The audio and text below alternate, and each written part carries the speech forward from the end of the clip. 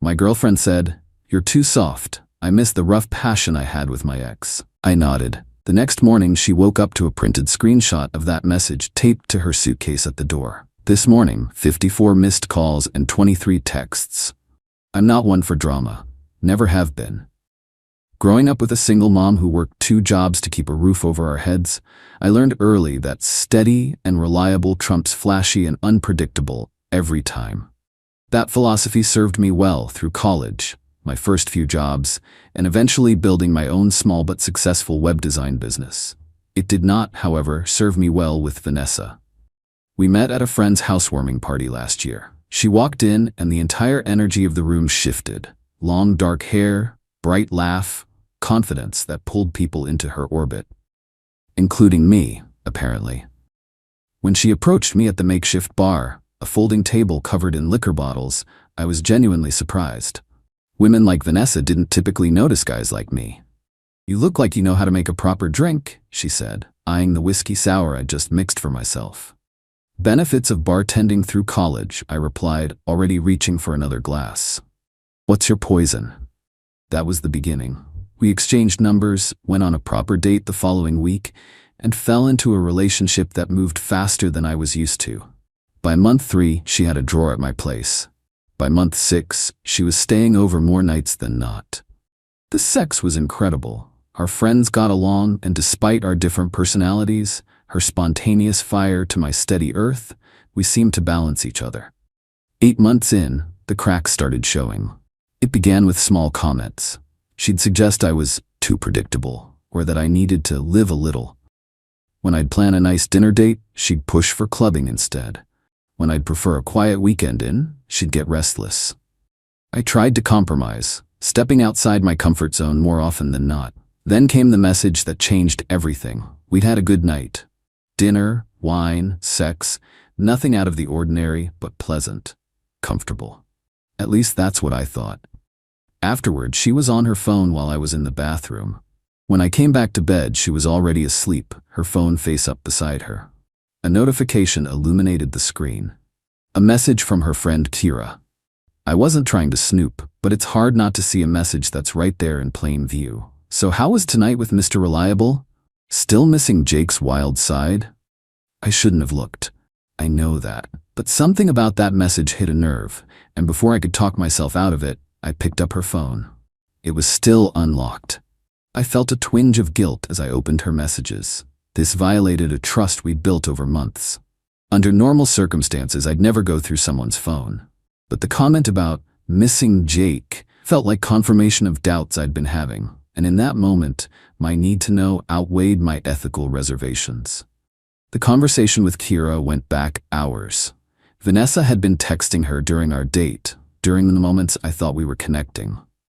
The most recent exchange made my stomach drop. "Vanessa, just finished dinner. He's so attentive, it's almost boring. Lol, at least he treats you well." "Yeah, but sometimes I want less gentleman and more caveman, you know? Jake was an ass, but at least he kept things exciting." "Girl, you broke up with Jake because he was too rough."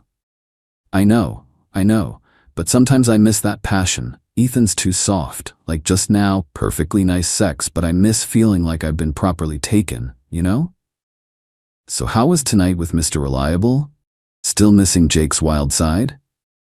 I set the phone down exactly as I'd found it and lay beside her, staring at the ceiling.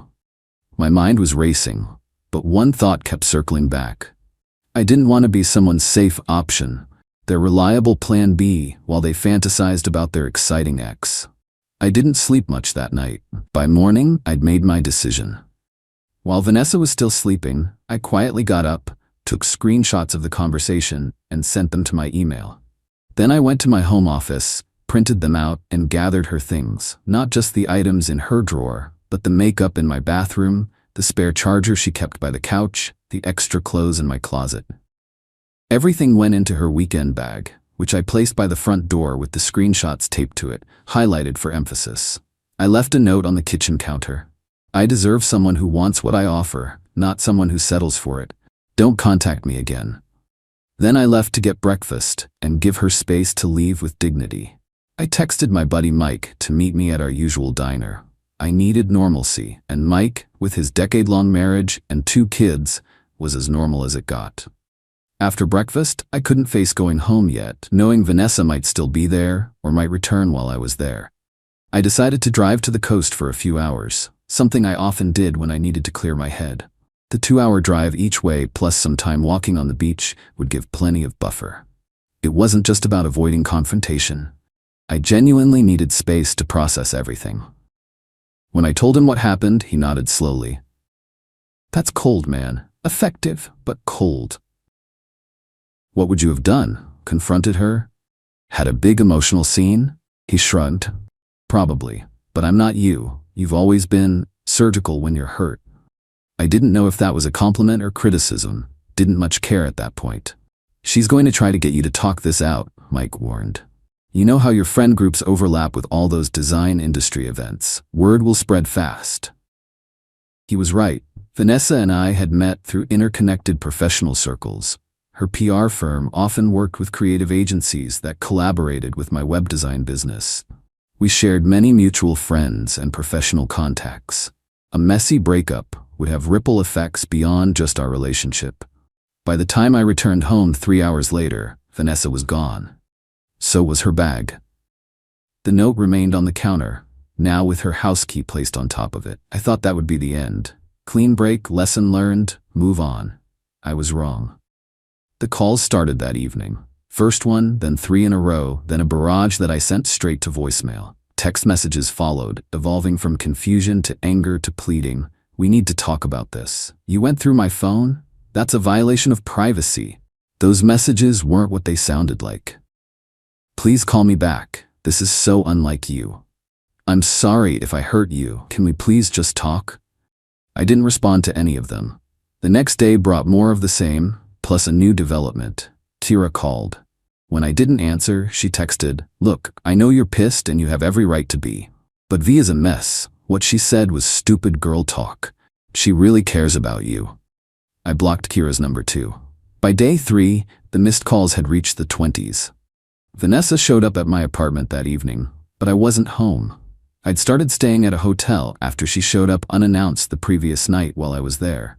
That confrontation had been brief but intense, with her demanding explanations and me firmly asking her to leave. After that, I decided a few nights at a nearby hotel would give things time to cool down. My neighbor texted that she'd sat outside my door for 2 hours on this second attempt. On day 4, she emailed me. "Ethan, I know you don't want to talk to me, and I understand why." What I said to Kira was thoughtless and hurtful. The truth is, I do sometimes miss the excitement of toxic relationships, but that doesn't mean I want that again. What we have is so much better, stable, trusting, real. I was just having a moment of stupidity. Please don't throw away everything we've built over one dumb conversation. I miss you. I miss us. I read it twice, then archived it without responding. By the end of the week, I had 54 missed calls and 23 unread text messages from Vanessa, plus a handful from mutual friends who'd been recruited into the effort to get me to talk to her. I changed my number that weekend and gave the new one only to family and close friends with strict instructions not to share it. I considered blocking her email too, but decided against it for practical reasons. We had several shared professional contacts, and I wanted to maintain at least one channel for any absolutely necessary communication about work-related matters. Instead, I created a filter to move her emails to a separate folder that I'd check only occasionally. 2 weeks after the incident, I was finally back in my apartment and settling into a new routine. Work, gym, occasional drinks with friends who hadn't taken sides in what had apparently become quite the dramatic split in our social circle. As Mike had predicted, our breakup had forced many mutual friends to choose sides, with some blaming me for the heartless way I'd ended things, while others supported my decision to maintain a clean break. I was starting to feel like myself again when there was a knock at my door. It wasn't Vanessa, it was Jake. I recognized him from photos I'd seen, tall, tattooed, with the kind of confident smirk that probably got him both into and out of trouble regularly. I tensed, ready for, I don't know what, a confrontation? A fight? Instead, he held up his hands in a peaceful gesture. Look, man, I'm not here to cause problems. Can we talk for 5 minutes? How did you even find my address? I asked, suspicious. LinkedIn, he said simply. Your business address is listed on your profile. I took a chance it might be your home office too. It wasn't hard to figure out. That made sense. I did run my business from my apartment, and my professional address was indeed publicly available. Against my better judgment, I let him in. He declined my automatic offer of a drink and got straight to the point. Vanessa asked me to talk to you. Of course she did, I replied, not bothering to hide my annoyance. I told her I wouldn't try to convince you to take her back. That's not why I'm here. That surprised me. Then why are you here? He sighed, looking uncomfortable. Because I know what it's like to be compared to someone else by her, and it sucks. She did the same thing to me, but in reverse. I raised an eyebrow, waiting for him to continue. When we were together, she'd talk about her ex before me, this intellectual type who'd take her to museums and poetry readings. Said I wasn't stimulating enough mentally. Made me feel like some dumb brute. So why are you telling me this? Because it's a pattern with her. She always wants what she doesn't have. When she's with someone gentle, she craves intensity. When she's with someone intense, she craves gentleness. Nothing is ever enough. I absorbed this, recognizing the truth in it. Again, why tell me this? Honestly, because you seem like a decent guy who's beating himself up right now, thinking you weren't enough. You were. You are. She's the one with the problem. After Jake left, I sat for a long time thinking about what he'd said. It didn't make me want Vanessa back. If anything, it confirmed I'd made the right call. But it did help dissolve some of the lingering doubts about whether I could have been more for her somehow. A month later, I ran into Kira at a coffee shop. She looked surprised to see me, then guilty. I owe you an apology, she said after an awkward greeting. I encouraged her venting about you, and that wasn't fair. I shrugged. Water under the bridge now. She's seen someone new already, Kira offered, watching my reaction closely. Some finance guy, very buttoned up. I had to laugh. Let me guess, she complains he's too serious, too focused on his career? Kira's eyes widened slightly. How did you know? Just a hunch. Life settled back into its steady rhythm after that. My business grew. I dated casually but nothing serious, and the whole episode began to feel like a distant memory. Then, 6 months after our breakup, I got an email from Vanessa. It was short and, surprisingly, not asking for anything. I've been in therapy. Turns out I have some issues with self-sabotage and grass is always greener syndrome. You were right to leave the way you did. It was the wake-up call I needed.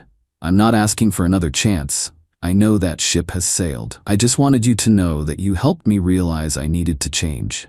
So thank you. I hope you're doing well. I stared at the message for a long time before finally typing a brief reply. I'm glad you're getting help. Take care of yourself, Vanessa. And I meant it. I didn't wish her ill. I just wished I hadn't had to be collateral damage in her journey to self-awareness. Last week, my buddy Mike invited me to a barbecue at his place. Bringing someone special? He asked with exaggerated casualness. Not this time, I replied. But I have been seeing someone new. It's early days yet. What's she like? I thought about Claire, the architectural photographer I'd met on a job site 3 weeks earlier. Quiet, thoughtful, with a dry sense of humor that snuck up on you. The opposite of Vanessa in almost every way. She's genuine, I said finally, knows what she wants and doesn't play games. Mike nodded approvingly. Sounds like your type. And he was right. That had always been my type. I'd just gotten temporarily distracted by someone who burned brighter but far less consistently. Sometimes I think about that morning, Vanessa waking up to find her things packed and that screenshot waiting for her. It was cold, as Mike said, surgical, but it was also honest in a way that long, emotional conversations often aren't. I showed her exactly who I was. Someone who wouldn't beg to be appreciated, wouldn't compete with ghosts of relationships past, wouldn't accept being someone's silver medal. In the end, I'm grateful for that text message I wasn't meant to see. It hurt, but it also saved me from investing more time in someone who would never be satisfied with what I had to offer. And it taught me something valuable. Being reliable doesn't mean being a doormat. Being kind doesn't mean accepting disrespect. Sometimes the softest people make the hardest decisions. And sometimes that's exactly as it should be.